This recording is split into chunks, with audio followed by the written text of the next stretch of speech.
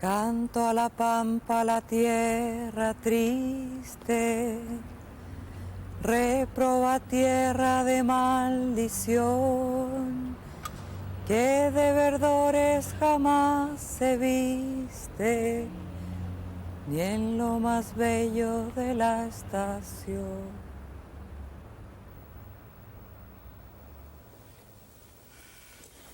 Señora Elena, una última pregunta. ¿Cómo ve usted hoy la situación de la mujer en Chile?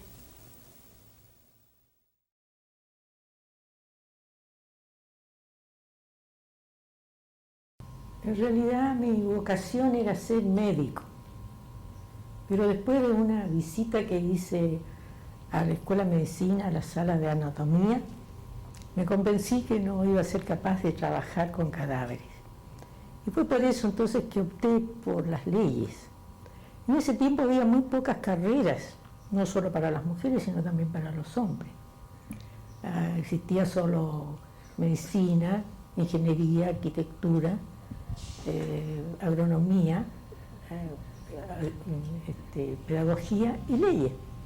Bueno, yo opté por leyes, quizá influida por que la directora del liceo era doña Matilde Brandao, que era la mujer que obtuvo el título de abogado después, la segunda persona que obtuvo el título de abogado después de Matilde Trupp.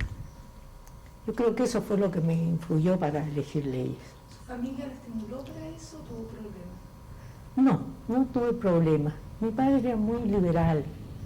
Él se había educado en Estados Unidos, así que él tenía otro concepto de la formación de la juventud y de las mujeres sobre todo. Señora Elena, ¿fue a partir de sus estudios de leyes que usted adquirió conciencia en torno al problema de la mujer? Y otras jóvenes universitarias, como usted, ¿tenían interés en mejorar la condición social y legal de la mujer? Bueno, en realidad al estudiar leyes me percaté de las diferencias y las insuficiencias que había en relación con la situación de la mujer con respecto al hombre. Pero además influyó en mí, creo yo, el ambiente mismo de la época en que me tocó estudiar. Ustedes tienen que tomar en cuenta que yo estudié por ahí, por el año 20, cuando había una gran efervescencia estudiantil.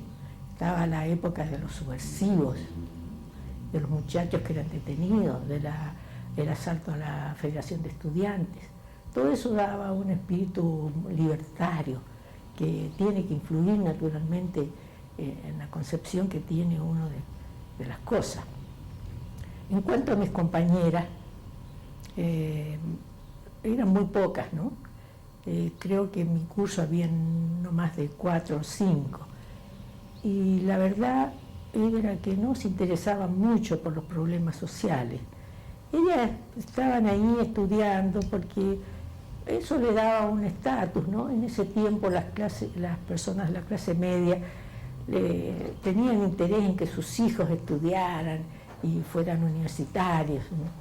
Pero no se interesaban mucho por estudiar, esa era la verdad.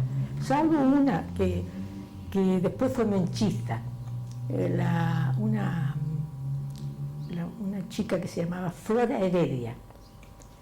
Esta niña era, lo curioso que era de la Acción Católica. Y después, andando el tiempo, ella ingresó al MEMS. Y junto conmigo redactamos, porque ella fue abogado y ejerció activamente la profesión. Nosotros redactamos un proyecto de ley de voto femenino, que fue el que se presentó al presidente Pedro Aguirre Cerda. Aunque este proyecto no fue el que se aprobó en la Cámara después, en definitiva. Señora Elena, usted cuando terminó sus estudios de leyes viajó a Francia, aparentemente a seguir estudio posgrado. ¿Usted se contactó allá con organizaciones feministas o su viaje le permitió ampliar o pensar los problemas que usted en los cuales estaba trabajando? No, en realidad no me contacté con con ninguna organización feminista francesa. Yo creo que en ese tiempo tampoco había organizaciones de ese tipo. Yo fui a Francia especialmente para hacer un curso de posgrado, pero resultó que llegando allá me olvidé de las leyes. Me dediqué a leer literatura y a visitar museos, de tal manera que lo único que conseguí fue aumentar un poco mi cultura, pero como le digo, creo que las mujeres francesas en ese tiempo no se preocupaban. Hay que tomar en cuenta que las mujeres francesas solo obtuvieron el voto durante el Frente Popular, o sea, poco antes de la Segunda Guerra Mundial. Señora Elena, ¿cuál es su punto de vista respecto a las diversas organizaciones de mujeres que existían en Chile antes de 1935? Por ejemplo, los centros Belén de Zárraga, el Club de Lectoras de Amanda Labarca, etc. Bueno, yo no participé en esos grupos, ¿no? De tal manera que yo vine a tener conocimiento de ellos cuando quise estudiar, hacer una historia del movimiento femenino, y me puse a buscar material y antecedentes. Con ese motivo, cuando escribí el libro ese sobre la feminista inglesa, sobre la sufragista, revisé la prensa chilena para ver cuál era la reacción de la prensa frente a la sufragista. Y me encontré con que naturalmente toda la prensa seria era contraria. Y el único periódico que en realidad apoyaba a la sufragista era el periódico de Recabarren, El Despertar de los Trabajadores.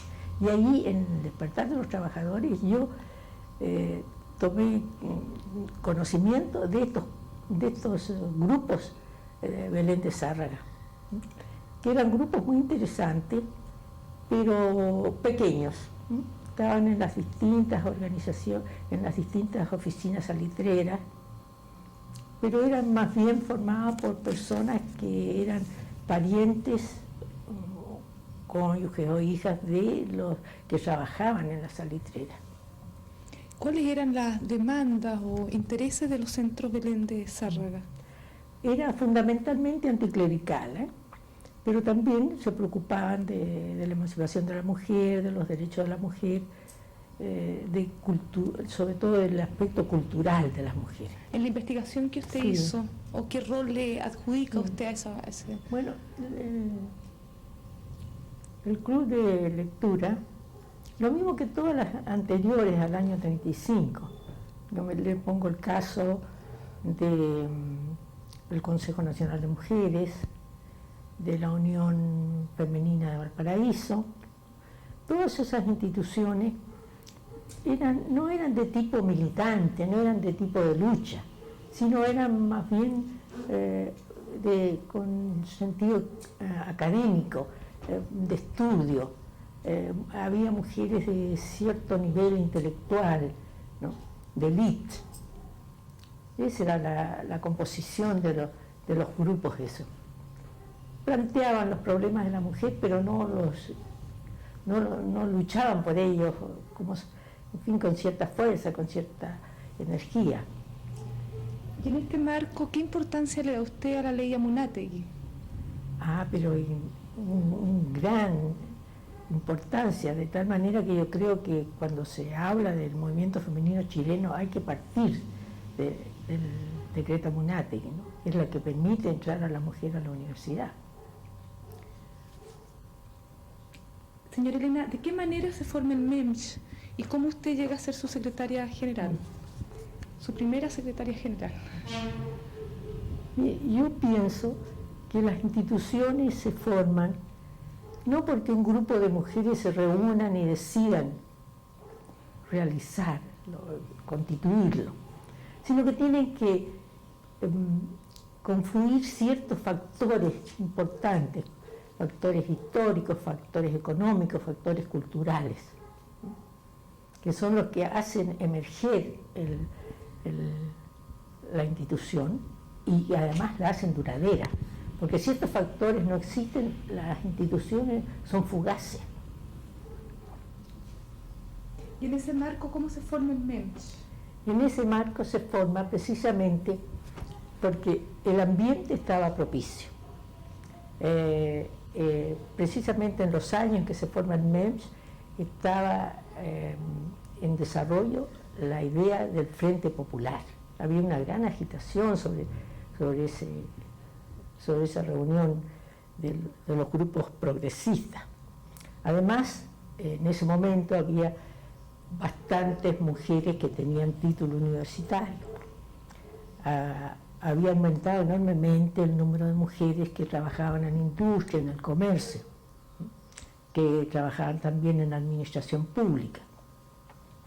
Entonces todo esto hizo que las mujeres se dieran cuenta de la necesidad de luchar por sus derechos. Señora Elena, ¿y cómo usted llegó a ser la primera secretaria general del MEMS? Bueno, decidieron elegirme, no sé por qué, quizá porque dominaba el conocimiento de las leyes, ¿no? Porque en ese momento el feminismo era un poco, como se dice ahora, reformista. Se dirigía más bien a obtener que terminaran las deficiencias legales. Señora Elena, por el beneficio de la entrevista, ¿podría usted decir que usted fue la primera secretaria general del MEMS? Sí, puedo decir. En realidad me eligieron secretaria general y duré en el cargo durante 5 años. Renuncié el año 41, en parte porque yo era enemiga de las presidencias eternas, ¿no? De esas vitalicias. Señora Elena, se dice que el gran retardo en aprobar el derecho a voto universal para la mujer provenía de la totalidad de los parlamentarios, tanto de derecha como de izquierda. Incluso se dice que las propias mujeres ligadas a las esferas políticas consideraban estratégico dilatar la ley del sufragio porque no se sabía para dónde se iba a inclinar el voto de la mujer. ¿Cuál es su punto de vista al respecto frente a este problema? Sí, frente a ese problema. En realidad, los partidos no tenían mucho interés en la aprobación del voto. Para ellos era una incógnita. A pesar de que ya el resultado del voto municipal era un antecedente. Mire una cosa curiosa. El voto municipal se obtuvo con una lucha de solo 1 año, ¿no? Mientras el voto político se obtuvo con una lucha de más de 20. ¿Por qué se concedieron el voto municipal? Porque los partidos querían ver cuál era el comportamiento de las mujeres frente al sufragio. Resulta que el comportamiento de las mujeres fue bastante pernicioso para el voto político, porque las mujeres en la primera elección municipal se volcaron a los sectores reaccionarios. Tanto es así que en la primera elección salieron elegidas 3 mujeres de derecha.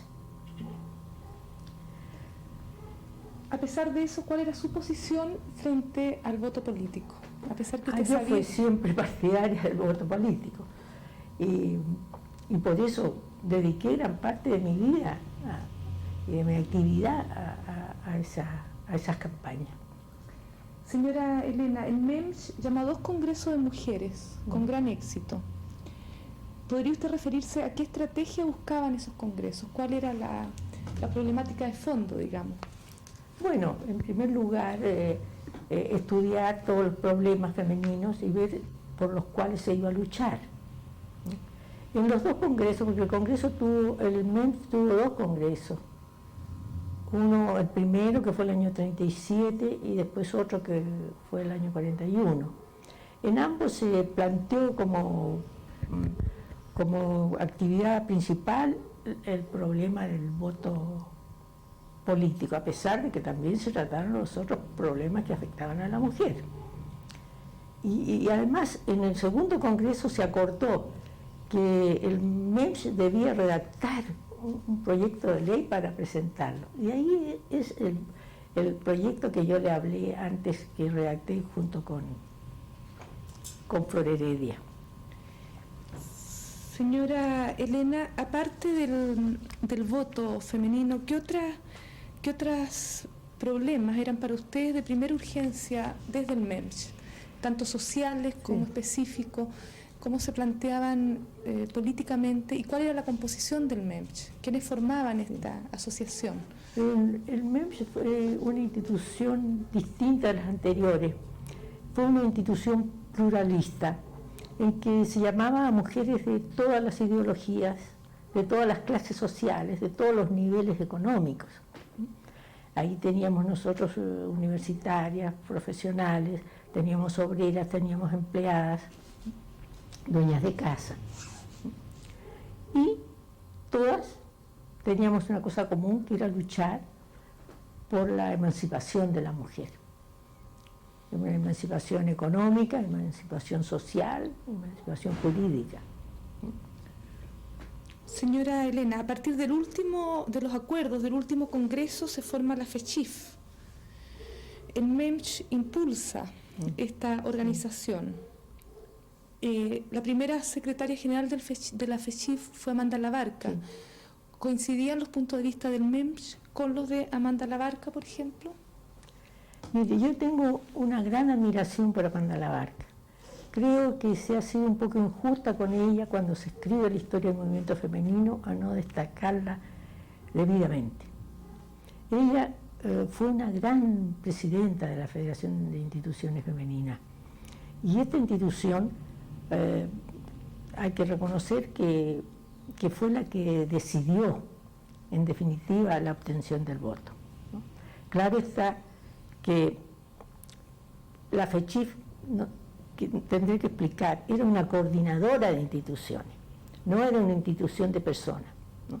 Estábamos trabajando instituciones y naturalmente unas eran más importantes que otras. El MEMCH, por ejemplo, tuvo una gran participación porque tenía muchas mujeres y muy activas. También participaban en la FECHIF los partidos políticos. Había delegadas del Partido Radical, del Partido Socialista, del Partido Comunista. Se trabajaba muy bien y con mucha armonía. Señora Elena, ¿cuál es su punto de vista hoy y ayer con respecto al partido femenino chileno liderado por María de la Cruz?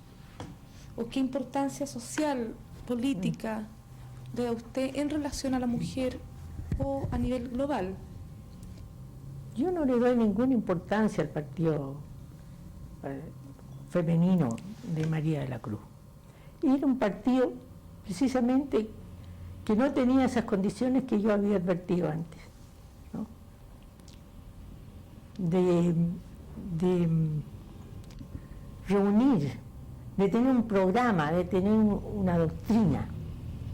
El partido femenino de María de la Cruz no tuvo nunca una doctrina. Era nada más que María de la Cruz, que era una persona de gran carisma, que tenía una gran oratoria y que arrastraba a mucha gente. A mí me pasaba muchas veces de escucharle un discurso a María de la Cruz y después ser totalmente incapaz de hacer una síntesis de lo que había dicho María de la Cruz. En el fondo no decía nada. Y la prueba es que cuando María de la Cruz perdió prestigio cuando fue expulsada del Parlamento, el partido femenino, que había tenido más de 30.000 mujeres, desapareció. Señora Elena, ¿podría usted referirse a la paradoja que se le haya a usted aplicado la Ley de Defensa de la Democracia el año 1949 y que se le haya dejado sin derecho a voto después que usted fue una de las más importantes personas que colaboró para obtener precisamente el voto femenino? ¿Por qué no se refiere a ese episodio? En realidad es inexplicable, ¿no? Muy injusto y muy arbitrario, porque precisamente 3 días después de dictarse la ley del voto femenino, sale la resolución de que, a virtud de la Ley de Defensa de la Democracia, se cancelaban de los registros electorales a una serie de personas que se les suponía del Partido Comunista. Bueno, entre las personas que se le canceló estaba yo. A mí, en el fondo, no me admira mucho de una cosa así. hay que tomar en cuenta que cuando se promulgó la ley de voto femenino, se hizo con un acto muy extraordinario en el Teatro Municipal, en el que asistió el presidente de la República, los ministros de Estado, el cuerpo diplomático, todas las grandes personalidades del país. Y lo curioso es que yo, que había luchado tanto por el voto, no me invitaron. Entonces, bueno, era una cosa, creo que a Olga tampoco, a Olga, mi amiga Olga Poblete tampoco. Por razones políticas, digo yo, porque especialmente por la influencia de Gabriel González Videla, que él además pretendía apropiarse del voto como que él se lo había dado a las mujeres en circunstancias que si el voto lo habíamos conseguido era a través de una lucha de muchos años y con mucho esfuerzo. Él lo único que hizo fue promulgar la ley como le corresponde a todos los presidentes. Cuando se aprueba una ley en el Congreso, al presidente no le queda más remedio que promulgarlo. Pero él lo hizo con gran aparato y de tal manera que todavía hay gente que dice que Gabriel González nos concedió el voto a nosotros.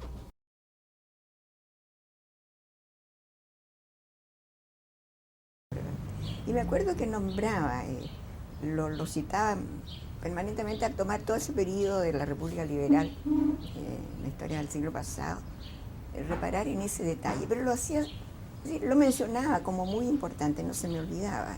Más tarde comprendí que eso tenía, cuando ya me puse un poquito a estudiar un poco la historia del movimiento de mujeres, ahí comprendí que esto venía de muy lejos.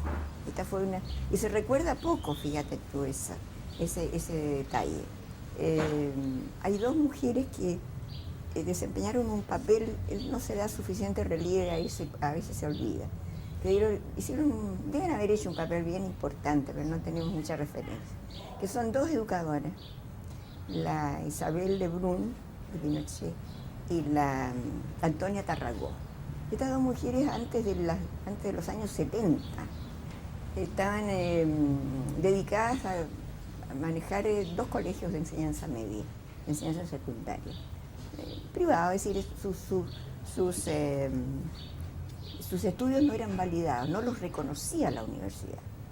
Así que ellas podían hacer todos los cursos del tipo de liceo que eran esos colegios, pero los exámenes se rendían y no tenían ningún reconocimiento. Entonces ellas empezaron mucho a insistir en que los colegios iban muy bien, hacían promociones muy importantes y sin embargo las niñas no les reconocían. Y hay entonces un periodo allí entre 69, 70, en que por fin ellas consiguen esa validación de los estudios secundarios. Y de allí tiene que haber habido un ambiente seguramente muy favorable al que la mujer desde allí diera el paso y el salto y entrara a la universidad, como para que hubiese opinión favorable a aprobar esta ley Amunati, que no fue fácil, no fue fácil porque hay que ver algunas de las sesiones en que se discutió esta ley en las sesiones de la Cámara de Diputados y especialmente en el Senado, en que causaba verdadero escándalo, porque algunos de los senadores así, en una ocasión dijo que esto era sencillamente condenar a las mujeres y a sus hijas, hay que velar porque sus hijas no vayan a parar a la prostitución. El terror era de que en la universidad las niñas iban a empezar a estudiar ciencias biológicas y en fin, a explorar campos que no se exploraban tanto en los niveles secundarios. Exacto, señora Olguita. ¿Usted podría referirse brevemente a las organizaciones de mujeres que antecedieron al Mensch? Las más que a usted, a su juicio, sean las más importantes. Yo en realidad no tengo, aparte de haber escarbado un poco así para poder establecer estos eslabones en el camino, ¿no? Pero en realidad las organizaciones como organizaciones por los derechos de la mujer habría que señalar, no solamente, es decir, hubo grupos que no duraban mucho, que no tenían mucha permanencia. Acción nacional o acción de las mujeres por sus derechos civiles y políticos. Acción femenina por los derechos civiles y políticos. Tenían corta vida, aparecía después otro grupo en ese mismo terreno. Pero yo no las conocí propiamente, no. Señor Olguita, usted ha tenido una gran preocupación por la paz y el desarme. En esta área ha obtenido importantes reconocimientos internacionales. ¿Podría referirse brevemente a su labor en ese campo? Mira, ese es un capítulo de casi un cuarto de siglo, así que mejor que no lo toquemos mucho, porque en verdad es no lo digo personalmente, individualmente, sino que se creó un movimiento de opinión muy interesante y que después de septiembre del 73 eso terminó muy bruscamente y no se ha vuelto a restaurar, un movimiento que permita a nivel así medio y popular tener una comprensión del mundo a más allá de Chile. En todo este periodo, sencillamente los problemas de la guerra y la paz solamente están referidos a la guerra interna por la doctrina de seguridad nacional y no a la serie de conflictos internacionales en que nosotros mismos estamos insertos. Hay un alejamiento, un aislamiento de Chile del panorama internacional. Y aun cuando hay mucha investigación sobre los problemas de la paz, del armamentismo, etcétera, aquí es más o menos superestructurales, no fluye como movimiento de opinión a donde debía anidarse la opinión pacifista propiamente. En este último tiempo sí hay un repunte muy importante, como acaba de ocurrir hace 2 días o 3 días atrás, con una manifestación que hizo un grupo de pacifistas, de este grupo por la paz y por el desarme. Sara Larraín está trabajando en ese grupo, frente a la Embajada de Estados Unidos a propósito del paso de una nueva operación UNITAS, ¿no? Maniobras de la Armada chilena con la peruana y con la norteamericana, por supuesto. Y se supone que estos grandes barcos ultramodernos de la flota norteamericana en estas operaciones tienen que venir dotados de bombas nucleares, ¿no? De aparatos de cohetería nuclear. Y ellos hicieron una protesta y eso es muy importante. Señor Olguita, ¿y qué premio ha recibido usted o reconocimiento por su labor en esta área? En el trabajo del movimiento de la paz, en que hubo todos episodios muy, muy importantes, ¿no? Especialmente en los años 50. Elena fue una activista de los comités antiarmamentistas de mujeres, ¿no? Ella se olvidó decir su participación en este terreno que fue muy valiosa. Y eso es de los años 50.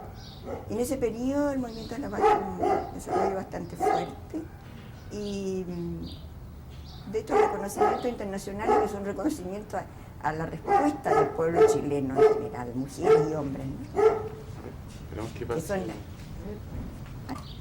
Entonces, señora Elena, usted podría nombrar, señor Olguita, ¿usted podría nombrar algún premio o reconocimiento? Sí, yo te decía que hay dos distinciones que son realmente muy, muy significativas, pero yo insisto que tiene que personalizarla, no le pueden entregar una distinción a 10 millones de chilenos, ¿no es cierto? De manera que, naturalmente, el hecho de que hubiese allí una secretaria general del Movimiento de la Paz y más tarde un presidente del movimiento, en ese momento cayó en mí, en una ocasión, la medalla de oro Joliot-Curie, que es uno de el motor principal de la creación del Movimiento Mundial de la Paz en el año 49, Federico Joliot-Curie, y más tarde, en el año 62, el premio Lenin, el premio Lenin Internacional de la Paz entre los Pueblos. Perfecto, señor Olguita. A su juicio, ¿cuáles serían las razones por las cuales el MEMS se desarticula luego de obtener el derecho a sufragio universal, o al voto político, como lo llaman, de la mujer? Ahí han influido una serie de factores, ¿eh? Por un lado, ya lo señaló Elena, sí, como automático retiro de un frente que ha sido un frente de batalla, pero se consiguió la victoria, se repliegan las fuerzas y vuelven enseguida entonces a sus actividades habituales. Además, mucha mujer ingresó a la labor de los partidos políticos y naturalmente que allí se volcó a esa tarea. Eso por una parte. Y por otra parte, tal vez las condiciones políticas generales que se produjeron en Chile desde el año 49 adelante, ¿no? que atraían hacia la contingencia inmediata la atención de las mujeres, algo que está ocurriendo ahora a la inversa, por el hecho que las mujeres han desarrollado sus organizaciones femeninas justamente porque se sienten heridas por el sistema. En ese momento, en el año 50 y adelante, porque esto continuó después con Ibáñez también, la tensión política interna fue muy seria. Entonces la labor política de los partidos requería también y atraían a las mujeres. Pero en gran parte, y eso queremos corregirlo también nosotros, Elena y yo, convenciendo un poco y aportándole materiales a la gente, a las mujeres que están dedicadas ahora un poco a reconstituir esta historia, en gran parte se debe a la falta de testimonio escrito. No hay memoria si no queda estampado, si no hay un pequeño relato, si no se puede referir a una determinada serie de artículos, por ejemplo. Si no queda la letra, a la letra estampado el hecho, se pierde la memoria. Entonces, el MEMS, ¿por qué declinó? Efectivamente, nosotros notamos que esto declinaba porque otros intereses lo empezaban a solicitar. A mí misma, el Comité de la Paz, el Consejo Chileno de la Paz. Luego había una serie de problemas educacionales que se llevaron a muchas de las profesoras entonces para poder afrontarlo. Así que hubo fuerzas debidas a la coyuntura que se vivía en esos años que dispersaron un poco a las mujeres. Pero no se interrumpió el movimiento femenino. Lo que se ha interrumpido es el que haya un vacío de varios años en que no hay nada escrito. Y lo más grave es que esas organizaciones de mujeres no dejaron archivos. No se tomaban actas de sesiones, no había registros del nombre de las personas, no se conservaban las cartas que se recibían y se respondían. En eso el MEMS fue siempre muy cuidadoso. Por eso teníamos archivos nosotros. Y en otras instituciones que han desempeñado un gran papel, incluso en todo este periodo, en estos últimos años, instituciones sindicales, movimientos sindicales, los mismos departamentos femeninos, los sindicatos, una labor extraordinaria sin constancia, sin actas, sin documentación. Señora Elena, un poco en la misma área de problema, desde los años 50 hasta el año 73, la mujer no tiene una gran presencia pública como organización, ¿no? Y a pesar de habitar bajo democracia, las leyes le son adversas. Incluso el trabajo más conocido en torno al problema de la mujer es de unos franceses, de los Matelar. ¿Cómo explica usted esa paradoja? En parte es lo que yo te decía antes, en parte es lo que yo te decía antes.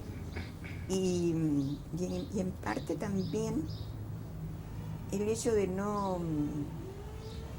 perder un poco el hilo, porque hubo actividades, por ejemplo, todos los 8 de marzo, los días internacionales de la mujer, que se celebraban aquí desde el año 36. El MEMS empezó celebrando el 8 de marzo como Jornada Internacional de la Mujer. Los 8 de marzo no se interrumpieron, ni siquiera después del golpe militar. Están todos registrados los 50 años de desarrollo de estas festividades del 8 de marzo. Lo que quiere decir que había interés, pero los problemas que atraían, las mujeres no estaban escribiendo historia en ese tiempo.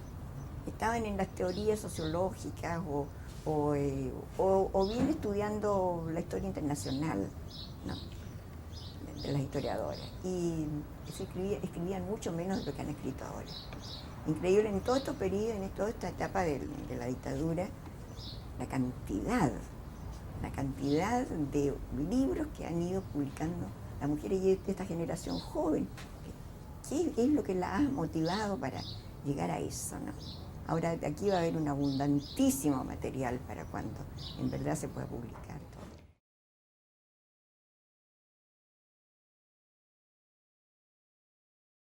Se dieron varias discusiones y también, claro, hubieron discrepancias naturales.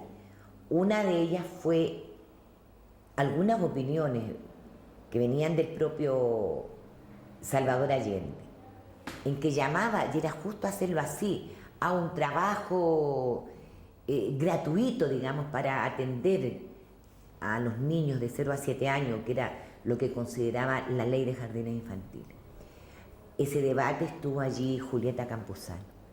Y en primer lugar, las educadoras de párvulo en nuestro país son profesionales que tienen los cursos universitarios, que llegan a la universidad. Y nosotros pensábamos que el trabajo de las mujeres tenía que ser remunerado, entendiendo en este trabajo a las propias manipuladoras de alimentos. Pero hay una cosa importante que yo debo señalar, que sin conocer muchas cosas y sin saber mucho, en aquel tiempo, lo que sí yo entendí, que los primeros 7 años de vida de la formación de los niños eran decisivas en su conformación psicológica, en sus conductas, y para mí eso tenía una gran importancia. O sea, como que aspirábamos sin entender mucho la necesidad de que las generaciones futuras en la sociedad chilena fueran hombres y mujeres que pudieran alcanzar, digamos, una plenitud en el conocimiento, en la vida, y que las conductas fueran nobles, que los tratos fueran dignos. O sea, sin entenderlo mucho, pensábamos nosotros que era una de las luchas más hermosas que podíamos dar, porque la estábamos dando por los niños, por los jóvenes y por los hombres y mujeres, que después, al reproducirse, iban a entregar esa herencia a sus propios hijos y a sus propios nietos. Esto tuvo entonces un carácter de un fuerte sentimiento, de un impulso muy grande. Yo cumplía, decía ahí, mi papel de dirigente sindical, y también alcancé a tomar una experiencia, que todo esto se va acumulando en el conocimiento, de poder ligar el papel de concejal, regidoras, que así se llamaban antes, de la Municipalidad de Santiago. Yo fui 2 veces regidora de la Municipalidad de Santiago, con el problema de la lucha sindical. Y yo quisiera decir que también algo me marcó, que fue recorrer cada uno de los cités y conventillos de lo que se llamaba el primer distrito de Santiago, que tomaba mucho más comunas, que ahora fueron segmentadas, fueron con distribución intencionada, divididas. Y allí logramos realmente convertir, por lo menos en los cités que recorríamos, en la 9ª, 8ª, 7ª, 3ª comuna, comités de mujeres de los cités. Y una cosa muy simple que a veces uno olvida cuando empieza ya a ser más madura en política: la solución de los pequeños problemas. El agua, había un solo medidor de agua y un solo medidor de luz para 30 o 40 familias. Ese hecho constituía un problema de confrontación doméstica, por darle un nombre, entre estas familias. Logramos sacar una ley a través del diputado José K. de Martori, y que la municipalidad, trabajando con ella, instalara en cada uno de estos cités sus propios medidores de agua y de luz. Bueno, estuvimos trabajando como concejales, yo era concejal, digamos, cuando empezó toda esta campaña del FRAP primero, la Unidad Popular.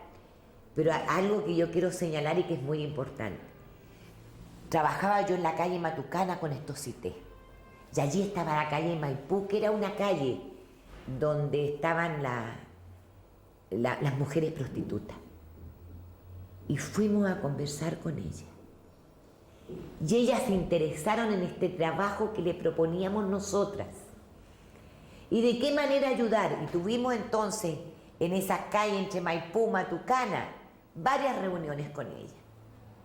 Llegaban sin pintura, llegaban como mujeres que eran como mujeres comunes, normales, y nosotros no las mirábamos como prostitutas, las mirábamos como compañeras. Y allí se formó un gran comité y una biblioteca que ellas, con sus salarios, fueron las que compraron los libros, hicieron cocina, hicieron un comedor para la gente que no tenía posibilidades de comer en un local que lo conseguimos como comodato precario. O sea, de esas experiencias maravillosas, incluso a veces me tomaban a mí como una persona que yo podía resolver problemas familiares. Entonces era una suerte, yo diría, de mayor percepción humana, de mayor sensibilidad.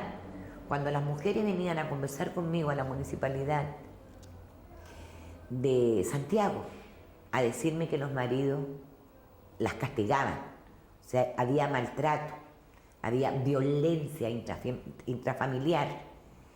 Y yo, como no tenía muy claro el asunto, bueno, ahora hay una ley que aún no sale en el Parlamento, en este Parlamento de ahora, yo iba a conversar con el marido y me ponía como a darle consejo, y ya mi satisfacción era cuando la pareja se reconciliaba, porque yo había vivido lo mismo, yo tuve que defenderme de mi marido, muchas veces por celo, yo era joven, etc.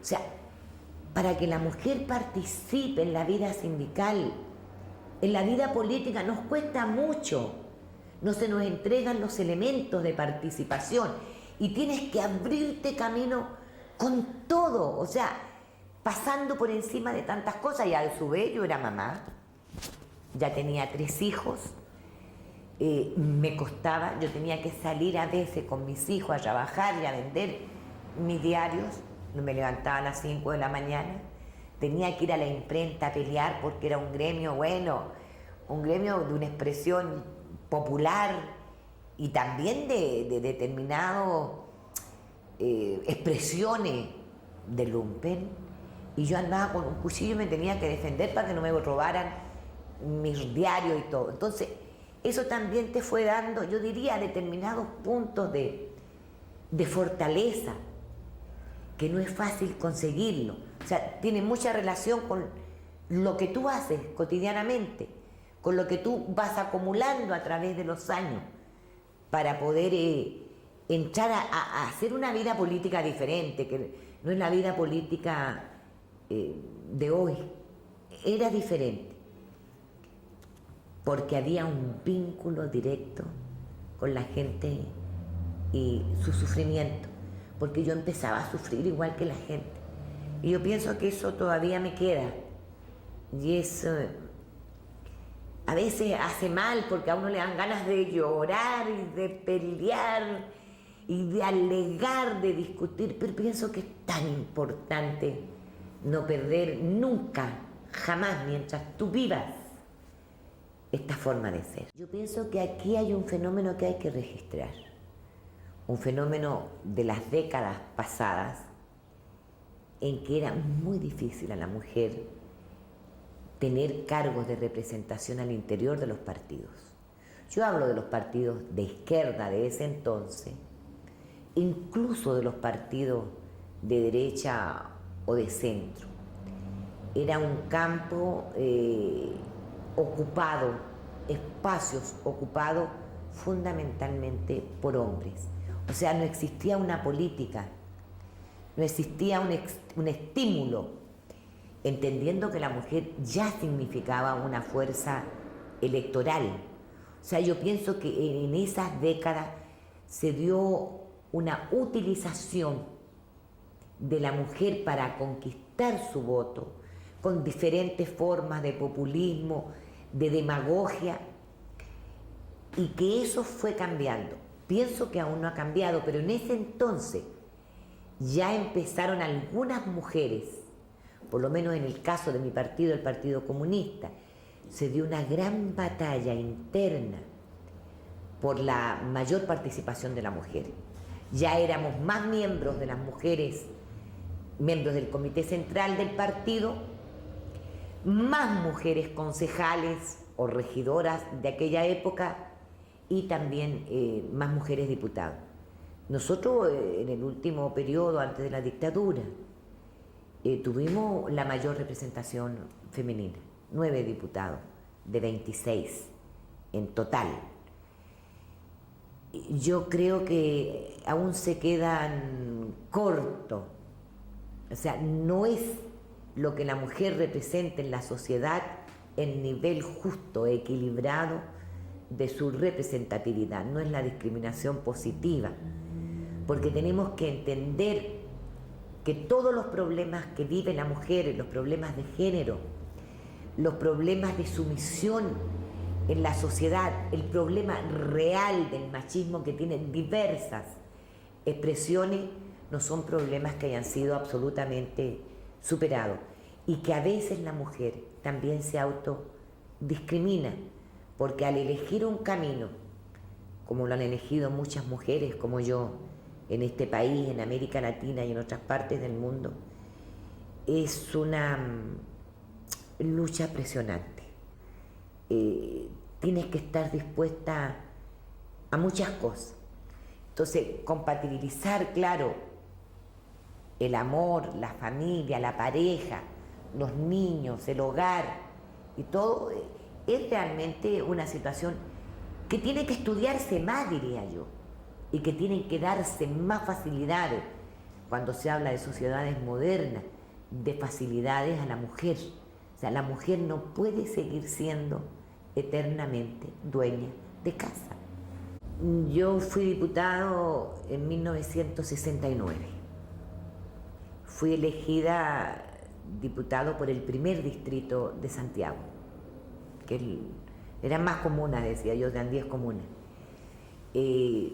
Salí elegida por una segunda mayoría nacional, una alta votación.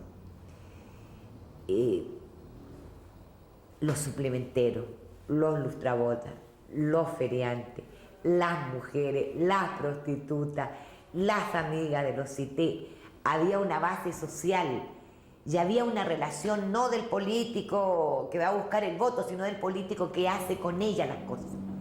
Y eso era muy importante, había una relación de amistad, de conocimiento mutuo, de saberle los nombres a la gente, de llamarla por sus nombres, estas carencias de identidad.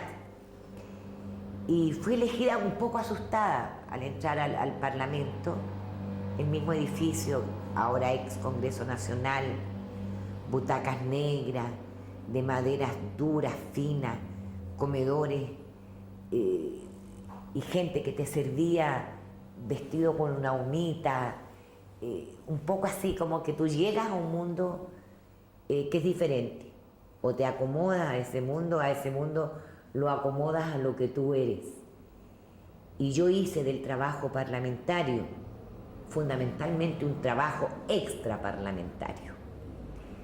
Dos cuestiones recuerdo de esto, que siendo diputada encabezábamos grandes huelgas y nos tomamos el Parlamento, con el susto de esta tremenda herejía para aquellos señores parlamentarios que según ellos una vez dijo, yo nací en cuna de oro, un señor Amunátegui, que no sé dónde estará.